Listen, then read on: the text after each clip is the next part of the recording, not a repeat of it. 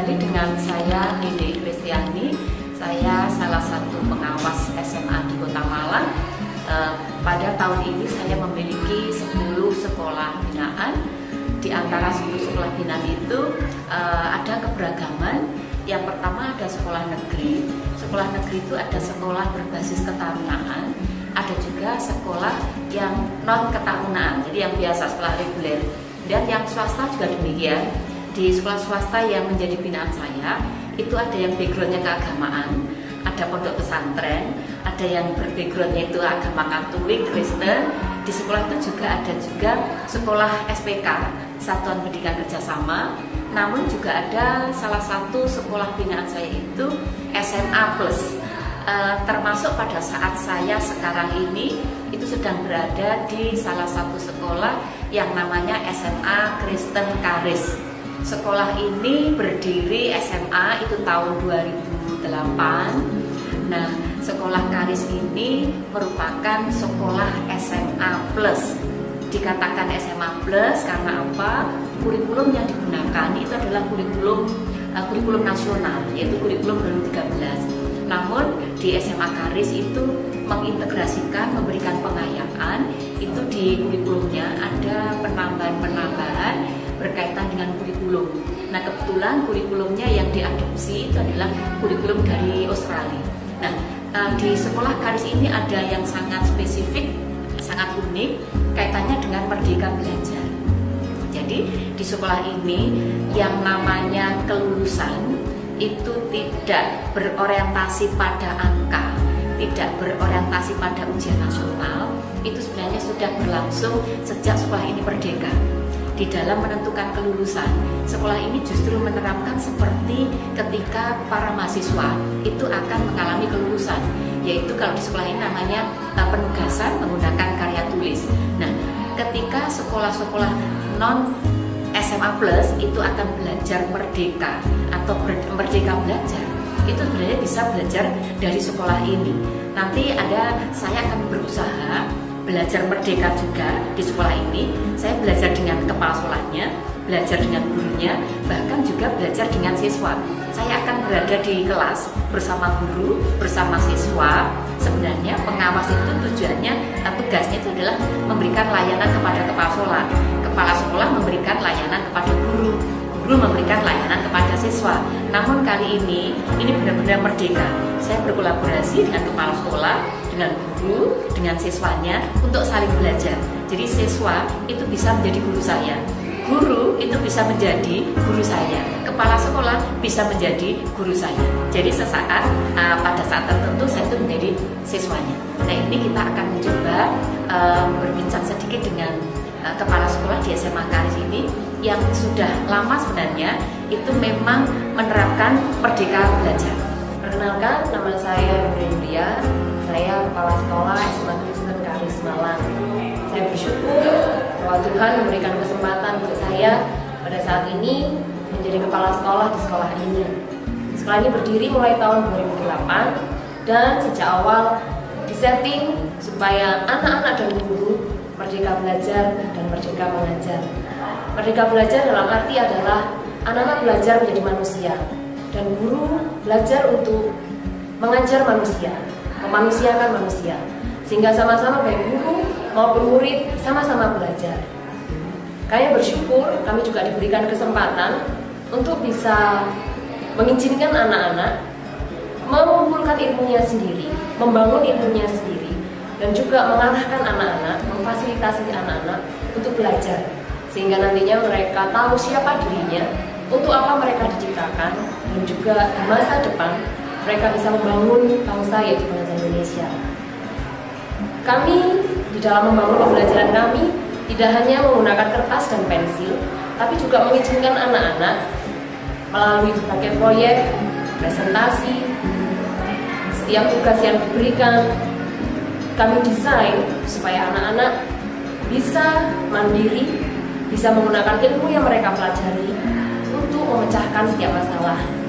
Dan nantinya di kelas 12 kami memberikan kesempatan kepada mereka untuk melakukan penelitian secara pribadi dengan dampingan guru-guru sehingga nantinya pada saat mereka sudah lulus SMA ataupun lulus kuliah, mereka bisa menggunakan ilmu yang mereka pelajari di sekolah untuk memecahkan masalah dari bangsa ini.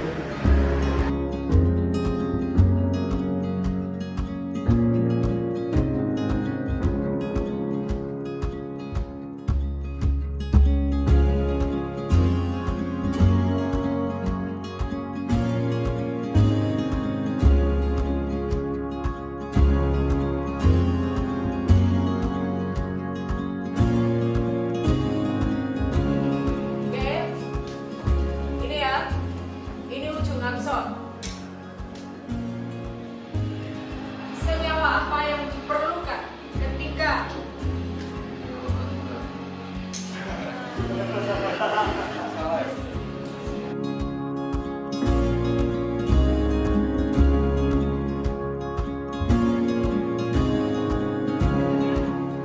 ujung aksor os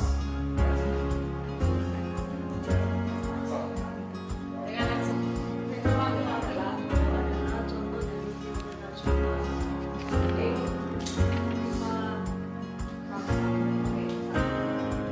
kalau yang adrenalin itu kapan kalian perlukan? Memacu adrenalin gitu toh. Kapan ya? Pas kapan? Maka ini ingat ketika kalian mencoba ingin konsentrasi belajar tetapi mata ngantuk. Kalau mau konsentrasi belajar mata ngantuk berarti pasti ada sesuatu sangat yang tidak beres sekarang ya. Apa yang tidak beres?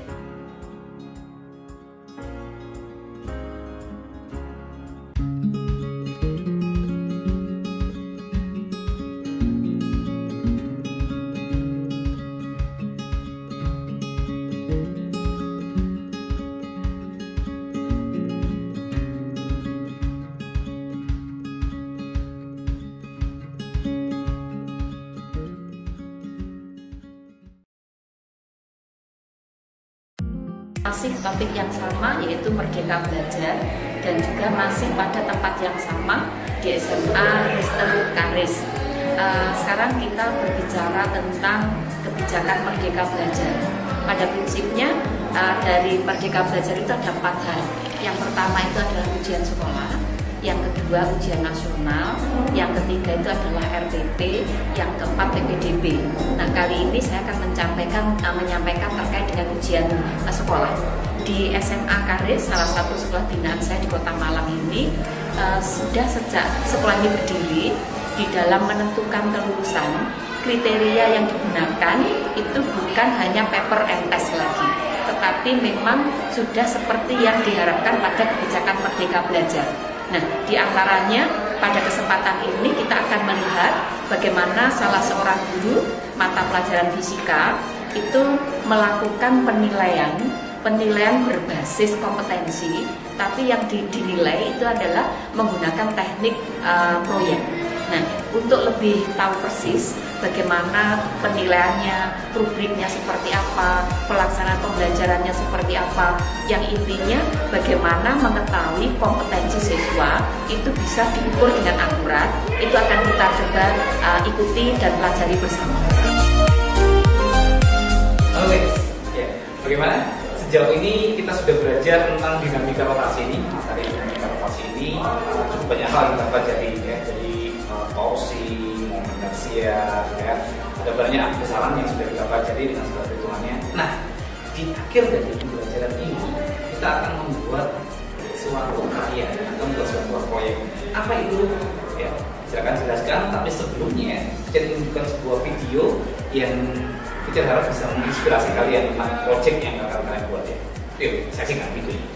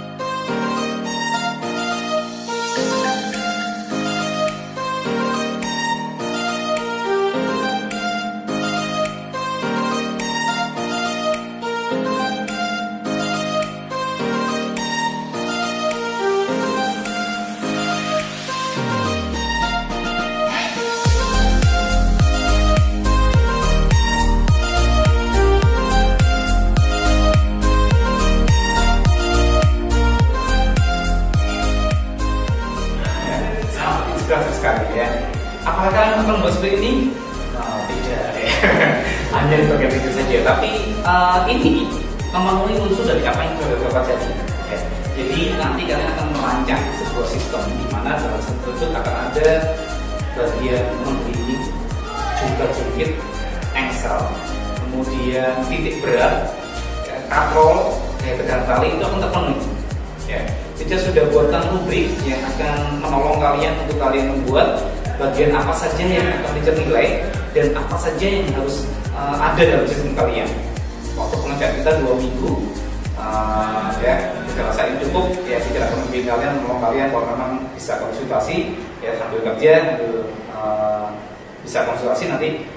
Harapannya apa? Harapannya kalian bisa menerapkan apa yang sudah kalian pelajari berkaitan materi tentang dinamika rotasi ini dalam bentuk sebuah karya. Oke? Thank you.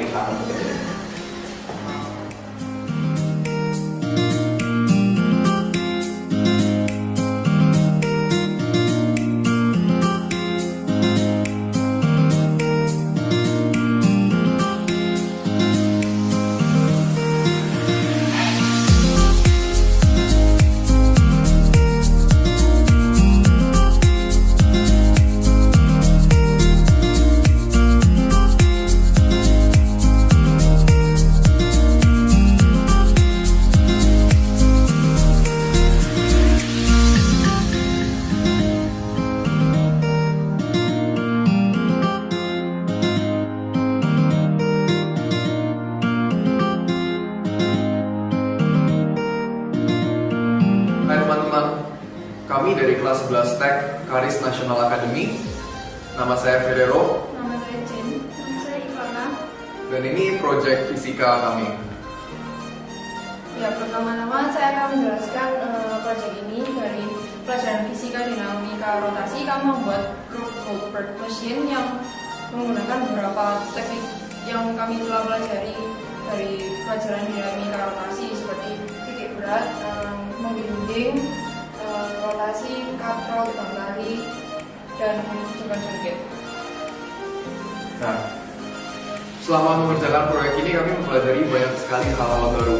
Selain kami jadi makin memahami semua yang telah diajarkan guru fisika kami di Cermati, kami mendapatkan beberapa pelajaran berharga mengenai hidup. Yang pertama, kerjasama dan komunikasi itu sangat penting. Dan kedua, kita harus tetap bisa berimprovisasi secara kreatif pada waktu-waktu penting. Karena mengerjakan proyek ini tidak semua yang mulus dan kami menemui banyak halangan-halangan saat mengerjakannya. Namun ya, karena kami tetap semangat sebagai tim dan cukup kreatif, kami akhirnya berhasil menemukan cara yang cukup kreatif untuk melewati masalah-masalah tersebut. Action. Proyek grup Goldberg ini mengadopsi tema dari video game berjudul Super Mario Bros. Di mana tujuan akhirnya adalah untuk menyelamatkan seorang putri. Sekarang kita akan mencoba apakah proyek kami berhasil dan membuktikan teori-teori fisika yang telah diajarkan oleh Teacher Madu.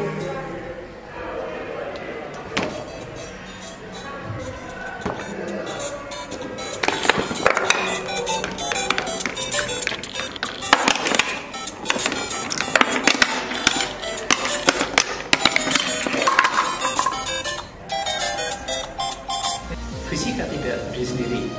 Fisika dapat diaplikasikan ke segala bidang, bisa mainan, bisa industri, ya, entertain.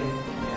Nah, proyek yang dibuat anak ini melatih mereka untuk mereka bisa bekerja sama secara tim, kepemimpinan. Mereka terlatih juga untuk sabar karena ini dilakukan sekali dikerjakan tidak mungkin berhasil, tapi pasti berulang-ulang dan membutuhkan kesabaran.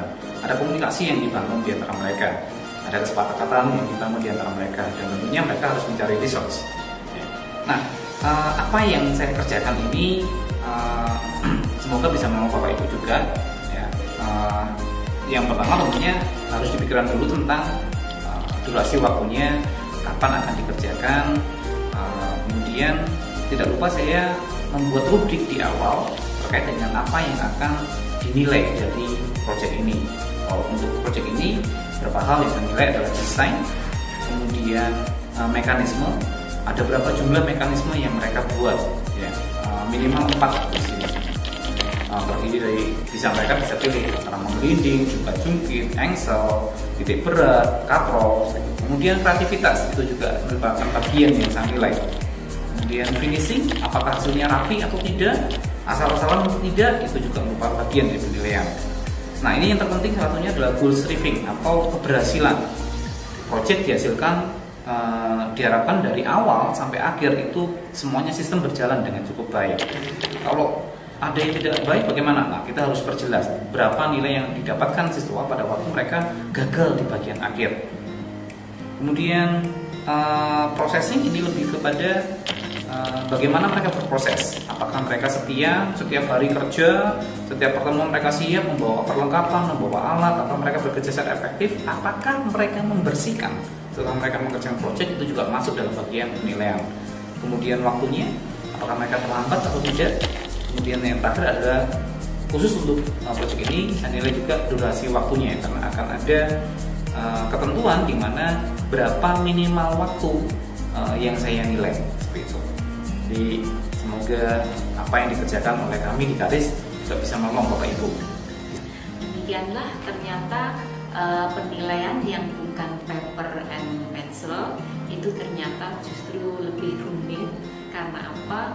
Kerumitan itu memang dalam rangka membekali kecakapan hidup para siswa. Nah, tadi dari yang sudah dilihat bagaimana guru merancangkan, mulai dari memikirkan kompetensi, kemudian menyampaikan konsepnya seperti apa, kemudian aplikasi dari konsep itu seperti apa, sampai kepada memberikan keterampilan kepada para siswanya. Tapi dengan cara seperti ini, inilah sebenarnya yang diharapkan dalam kecakapan hidup abad 21. Jadi kreativitas, kemudian berpikir kritis, kolaboratif, komunikasi, itu ternyata tidak cukup lewat paper and pencil saja atau paper and test saja, tapi justru penilaian tentang keterampilan itu yang akan bermanfaat. Demikian yang bisa kami sampaikan bersama teman-teman dari SMA Kristen Karis Academy yang berada di Kota Malang. Sekian, terima kasih.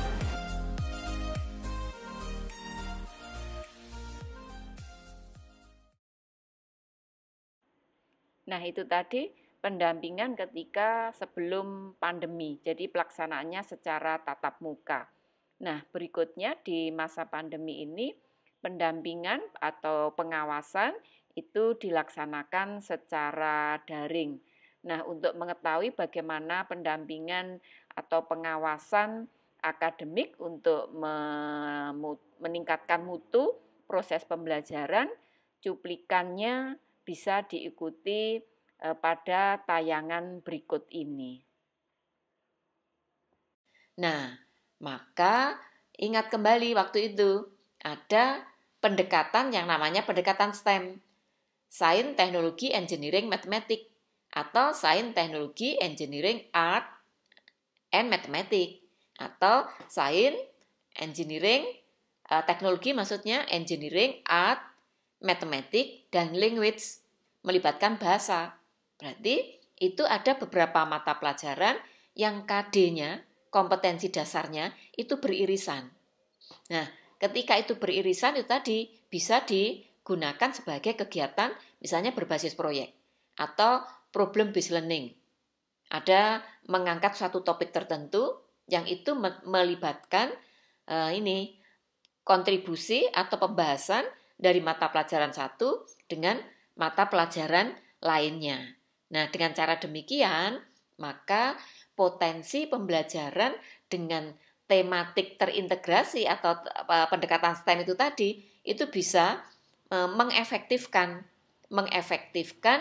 jumlah KD kompetensi dasar itu di masa kondisi khusus ini. Menerapkan pembelajaran tematik ini, maka pembelajaran yang sifatnya kontekstual, pembelajaran yang mendorong higher order thinking skill, yang melibatkan keterkaitan satu bidang dengan bidang lain, sehingga akan terjalin kolaborasi, komunikasi, kreativitas, yang itu merupakan kecakapan abad 21, itu bisa dicapai. Oleh karenanya, teman-teman pengawas di Indonesia, saya coba ajak seperti yang saya sampaikan ini, seperti yang saya lakukan pendampingan di sekolah binaan ini, sekolah saya ajak, saya dorong, saya motivasi, dan saya dampingi bagaimana caranya memetakan kompetensi dasar dari berbagai mata pelajaran yang itu memang terkait, begitu ya. Itu dilaksanakan atau dilakukan pembelajarannya itu dengan tematik. Jadi seperti di SD itu tematiknya terpadu.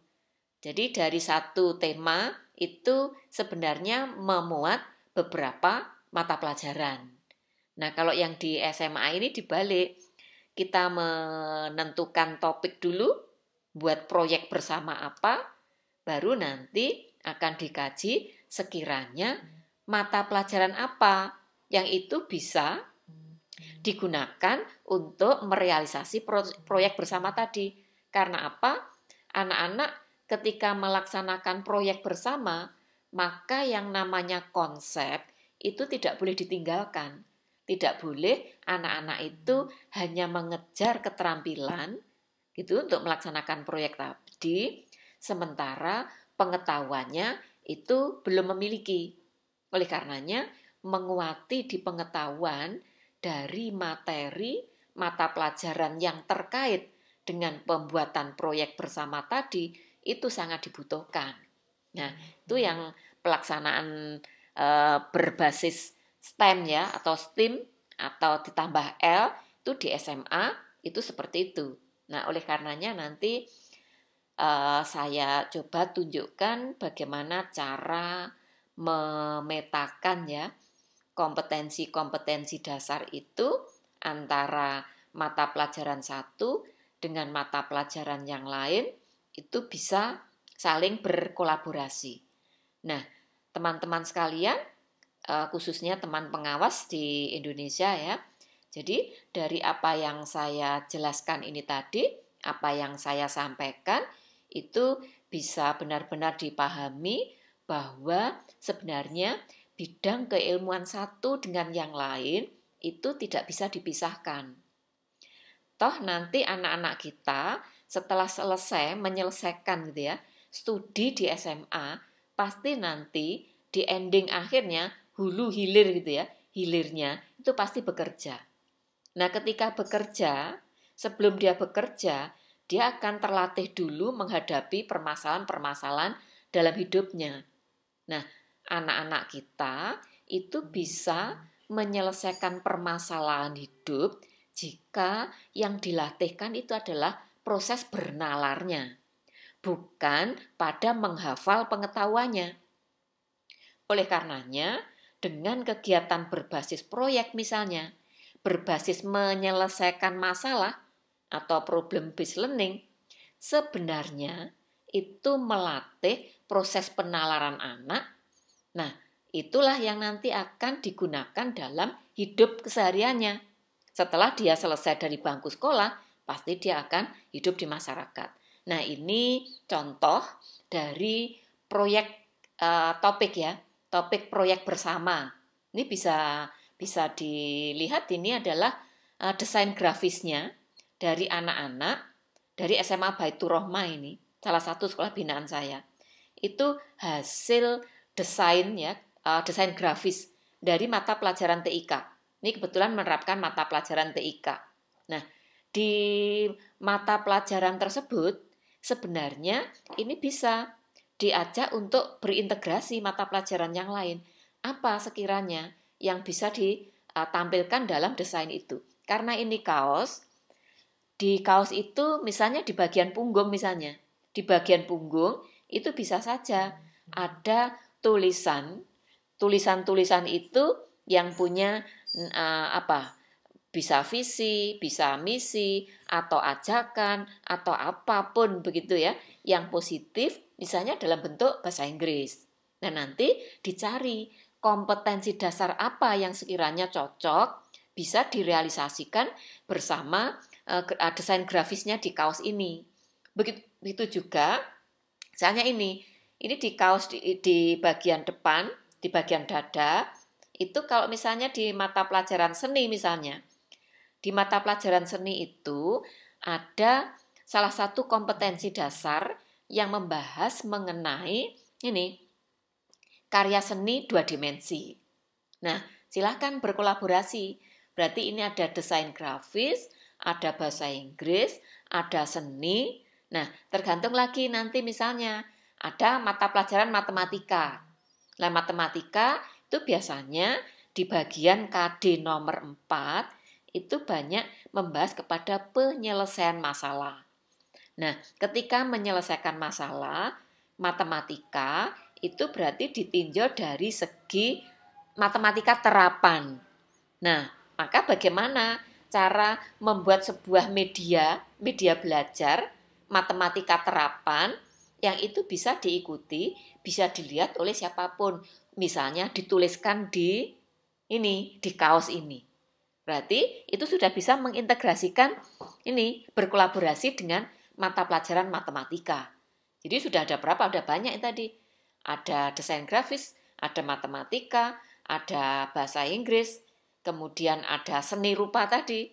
Nah, maka ada kemungkinan dengan cara-cara seperti ini akan terjalin integrasi antara mata pelajaran satu dengan mata pelajaran lain dalam sebuah aktivitas atau proyek bersama atau kasus yang mungkin bisa diselesaikan bersama-sama oleh mata pelajaran yang ini saling beririsan. Nah, dengan cara seperti itu, seperti yang saya sampaikan tadi, lebih efisien, lebih efektif. Sehingga penerapan dari kurikulum 2013 ya terkait dengan capaian kompetensi dasar nomor 3 dan 4 ya, pengetahuan dan keterampilan itu bisa tercapai dengan baik. Nah, nanti bisa saja ini dikaitkan dengan mata pelajaran agama, mata pelajaran PPKN. Ketika misalnya ada KD-KD tertentu dari PPKN atau dari mata pelajaran agama yang itu sekiranya cocok dengan topik tema dari desain grafisnya kaos ini. Nah, bisa saja nanti dituliskan di bagian mana dari kaos itu. Nah, itu bisa. Lalu, misalnya membahas tentang bahan kaos.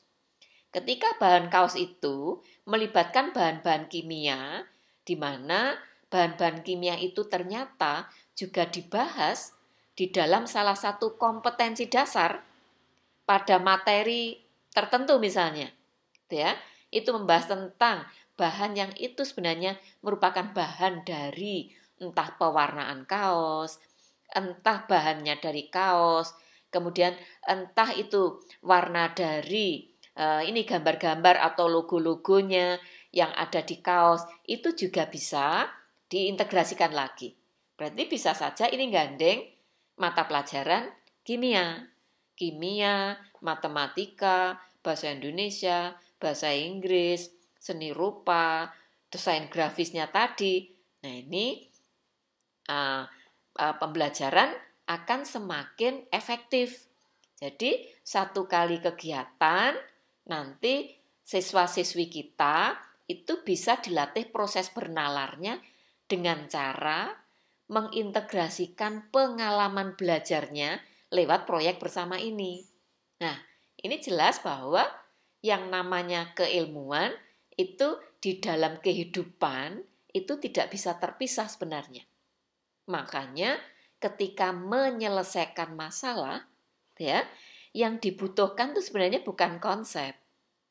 Anak yang pinter hafal terkait dengan materi, tetapi dia tidak bisa menerapkan materi yang dihafal, begitu dia mengalami masalah, maka anak itu akan gagal dalam hidupnya. Dia karena bisa saja frustasi, karena tidak mampu menyelesaikan masalah. Nah, oleh karenanya perubahan paradigma di dalam pembelajaran itu, di situ sebenarnya bagaimana dari tekstual menuju kontekstual. Nah, ini sesuai dengan SK Mendikbud nomor 719/2020 itu. Jadi pembelajaran itu yang diarahkan kontekstual dan bermakna dalam hidupnya. Nah ini tadi yang saya ceritakan. Ini adalah bagaimana pembelajaran yang terintegrasi. Misalnya akan membuat topiknya itu diarahkan ke bisnis. Ini merealisasi dari makna SK Mendikbud 719/2020 tadi, bahwa arahkan pembelajaran itu bermakna dan menghantarkan ke masa depannya.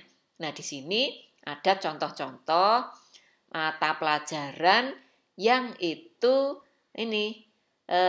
antara mata pelajaran satu dengan mata pelajaran yang lain itu ternyata kompetensi dasarnya itu beririsan. Ya, bahasa Inggris itu ada juga materi yang sama itu ada di mata pelajaran selain bahasa Inggris. Misalnya di bahasa Indonesia. Nah, ini kompetensi dasarnya bahasa Inggris itu. Ini kita lihat KD nomor 31 pasangannya 41 itu membahas tentang teks eksposisi, analisis teks eksposisi ya. Nah, ini kita kaitkan di teks eksposisi ini dengan ini KD yang nomor 412 misalnya menyusun teks khusus ini. Misalnya teks khusus. Dalam rangka apa? Dalam rangka ini menyusun artikel ilmiah populer. Tapi nanti artikelnya itu topiknya tentang sumber daya alam. Nah, sekarang kita lihat dari mata pelajaran bahasa Indonesia. Di mata pelajaran bahasa Indonesia itu juga ada KD yang juga membahas tentang karya. Karya apa? Ini karya artikel ilmiah. Artikel ilmiah dan artikel ilmiah populer. Itu yang tadi dibahas juga itu ada di bahasa Inggris. Nah, supaya nggak terjadi tumpukan begini, maka berkolaborasi saja untuk misalnya membuat tadi proyeknya itu topiknya sumber daya alam, tapi nanti produknya itu misalnya karya ilmiah populer. Tuh, berarti sudah ini menghubungkan, mengaitkan dua mata pelajaran, bahasa Inggris dan bahasa Indonesia. Kemudian di samping itu masih ada potensi mata pelajaran yang lain yang itu sebenarnya juga bisa saling berkaitan begitu atau bisa dikaitkan. Saling berkaitan atau bisa dikaitkan. Nah, ini contohnya untuk ini pada saat tadi membahas mengenai teks gitu ya. Membahas teksnya nanti akan berupa karya ilmiah populer, kita coba kaitkan dengan ekonomi. Di mata pelajaran ekonomi. Ini ada mata pelajaran ekonomi itu menganalisis konsep, lalu menyajikan hasil perhitungan. Nah, ada menyajikan hasil perhitungan. Perhitungan apa?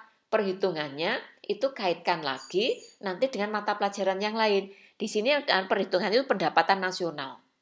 Perhitungan pendapatan nasional. Nah, ketika yang diangkat nanti pendapatan nasional itu berangkat dari hasil sumber daya alam yang itu dipelajari di geografi misalnya, ya, maka ada kemungkinan nanti mata pelajaran selain tadi bahasa Inggris, bahasa Indonesia, kemudian ekonomi, berikutnya masih ada lagi, itu misalnya di geografi, itu bisa dikaitkan lagi. Jadi terintegrasi, beririsan. Nah, jadi nanti akan semakin efisien. Nih di geografi itu tadi. Di geografi itu membahasnya itu tentang cara melakukan pemecahan, misalnya di geografinya ya, membuat peta persebaran sumber daya alam. Peta persebaran. Nah, nanti peta persebaran sumber daya alam itu kaitkan dengan pendapatan nasional tadi. Berarti nyambung kepada ekonomi.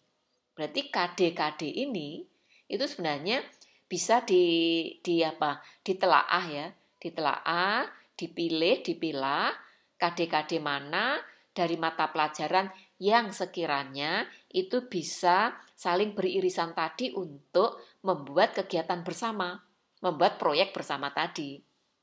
Itu ya. Oke. Nah, berikutnya kalau kita sandingkan lagi, kita telaah lagi pada mata pelajaran yang lain, itu bisa ternyata, yaitu di sosiologi. Di sosiologi itu dekat dengan kehidupan. Berarti ketika akan menjabarkan, ini misalnya KD nomor 4-nya dilihatnya. Di KD nomor 4, itu di sosiologi itu terkait dengan respon kehidupan di masyarakat.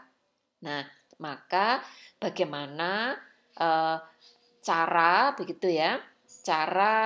untuk tadi dampak dari penghitungan nasional tadi yang ada di mata pelajaran ekonomi, kaitkan dengan kehidupan yang ada di masyarakat, pola hidup yang ada di masyarakat itu seperti apa. Nah, itu ada kemungkinan berkaitan juga dengan mata pelajaran yang lain seperti yang saya sebutkan tadi. Jadi dari sini mata pelajaran bahasa Inggris, bahasa Indonesia, matematika itu berkaitan. Nah, sangat mungkin juga itu PJOK. Ketika PJOK itu membahas tentang manfaat jangka panjang partisipasi dalam aktivitas fisik secara teratur. Nah, ini nanti ada kaitannya dengan kehidupan. Ya, jadi ini beberapa mata pelajaran yang tadi sudah saya sampaikan itu memang bisa saling berkaitan, bisa berkolaborasi gitu ya. Jadi yang sudah saya sampaikan itu mata pelajaran bahasa Inggris, bahasa Indonesia, matematika, geografi, sosiologi, gitu ya. Nah, di sosiologi itu berkaitan dengan kehidupan di masyarakat. Maka ketika membahas tentang mata pelajaran PJOK yang di sini misalnya KD 4 itu mempresentasikan jangka panjang kaitannya dengan olah fisik ya, keteraturan di olah fisiknya. Nah, itu nanti juga akan berkaitan dengan kehidupan gitu ya. Nah, ketika itu membahas tentang kehidupan di masyarakat itu pasti nanti bisa dikaitkan dengan sosiologi. Itu ya. Nah, maka dari itu bisa saja PJOK itu akan berintegrasi gitu ya, saling berkaitan itu dengan sosiologi atau juga ini matematika. Karena sebenarnya matematika yang dibutuhkan sekarang ini itu bukan matematika dalam arti konsep matematika, tapi lebih kepada matematika terapan yang dilatihkan alur berpikir logis sistematis dari terapannya matematika. Begitu juga dengan seni. Seni itu menjadi bagian dari keseluruhan kehidupan, itu bisa dikaitkan karena seni itu bisa diambil dari sisi estetikanya. Sehingga ketika akan menyusun artikel ilmiah populer ya, dengan topik sumber daya alam, maka ini bisa melibatkan dari sisi seninya itu ditinjau dari segi estetika yang mana. Mungkin tampilan, dari backgroundnya tulisan. Tulisan itu misalnya mau diunggah di website sekolah. Atau sekarang ini karena banyak daring, itu sifatnya itu digital. Ini kok digital, itu dibuat semenarik mungkin, melibatkan seni itu sangat mungkin.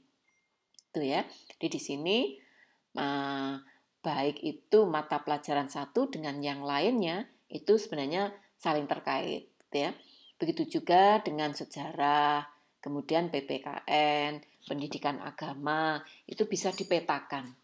Jadi alurnya sebelum memetakan KD, tentukan dulu itu topiknya apa. Nah, dari topik itu nanti yang diharapkan tuh produknya apa. Itu dibuat kegiatan pembelajaran berbasis proyek. Baru nanti akan ditelaah mata pelajaran apa yang bisa kita kaitkan dengan proyek bersama tadi. Nanti begitu sudah ketemu mata pelajaran, ditelaah kembali, ya lebih detail lagi, dilihat ke kompetensi dasar. Kompetensi dasarnya yang mana? Yang itu bisa digunakan untuk proyek bersama.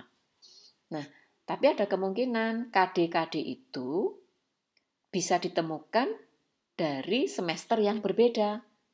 Nah, bila terjadi demikian, maka ketika proyek bersamanya itu sudah dilaksanakan, masing-masing mata pelajaran akan mengembangkan rubrik penilaian yang berbeda pada kemungkinan semester yang berbeda, maka nilai-nilai itu sebenarnya bisa disimpan. Nanti akan dikeluarkan pada saat KD itu di semester berapa itu akan diajarkan.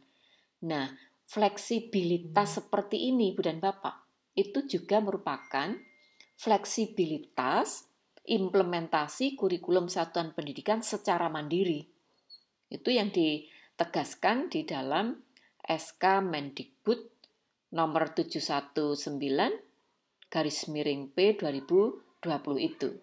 Jadi, fleksibilitas di sini tidak hanya terbatas pada jumlah KD sebenarnya, tapi juga bagaimana menyajikan pembelajaran itu di dalam rangka mencapai kompetensi dasar yang sudah dituliskan ya, atau ditetapkan di kurikulumnya satuan pendidikan masing-masing.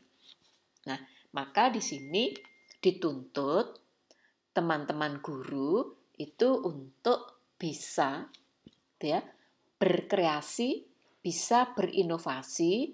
Oleh karenanya semangatnya itu harus merdeka belajar, disesuaikan dengan keunikan masing-masing. Makanya ada di era merdeka belajar ini yang diutamakan itu adalah bukan pada keseragaman, tetapi adalah keberagaman. Keberagaman untuk mencapai tujuan yang sama. Yang samanya ya pencapaian kompetensi dasar itu tadi. Sama-sama mencapai tujuan pembelajaran. Nah, tujuan pembelajaran itu sebenarnya ya kompetensi dasar itu. Ya. Nah, maka kalau ini dari sini kan ada 12 mata pelajaran ini. 12 mata pelajaran yang bisa berintegrasi ya, bisa berkolaborasi bersama-sama menyusun proyek bersama. Nah, kalau itu dilaksanakan kemarin sebelum pandemi, itu pelaksananya sudah pasti itu tatap muka. Tapi karena ini masa pandemi, maka proyeknya itu bisa saja blended learning. Jadi perpaduan antara daring dan luring atau mungkin full daring semua. Tapi disesuaikan dengan zona di wilayahnya masing-masing. Seperti kok di Kota Malang, ini zonanya zona merah. Sehingga yang dominan itu sebenarnya lebih kepada daringnya. Jadi seperti itu. Nah, Ibu dan Bapak sekalian, kita masih berpikirnya itu terkait dengan ini penjelasan tematik tadi ya, tematik terpadunya tadi. Mudah-mudahan apa yang saya sampaikan terkait dengan tematik terpadu, Ibu dan Bapak itu bisa memahami penjelasan saya.